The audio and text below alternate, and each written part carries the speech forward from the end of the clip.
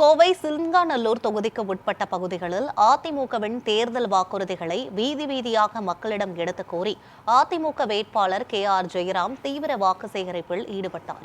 கோவையில் தேர்தல் களம் சூடு பிடித்துள்ளது. இந்த நிலையில் உப்பளிப்பாளையம், GV ரெசிடென்சி ஆகிய பகுதிகளில் அதிமுக நிர்வாகிகள் தேர்தல் பரப்புரையில் தீவிரமாக ஈடுபட்டனர். குறிப்பாக சிங்காநல்லூர் தொகுதி அதிமுக வேட்பாளர் KR ஜெயராம் அதிமுகவின் தேர்தல் வாக்குறுதிகளை மக்களிடையே எடுத்துரைத்தார். வீதி வீதியாக சென்று திமுக ஆட்சியில் நடைபெற்ற மக்கள் நலத்திட்டங்கள் முடக்கப்பட்டதையும் அதிமுக ஆட்சியின் தேவையையும் எடுத்துக் கூறி வாக்கு சேகரித்தார்.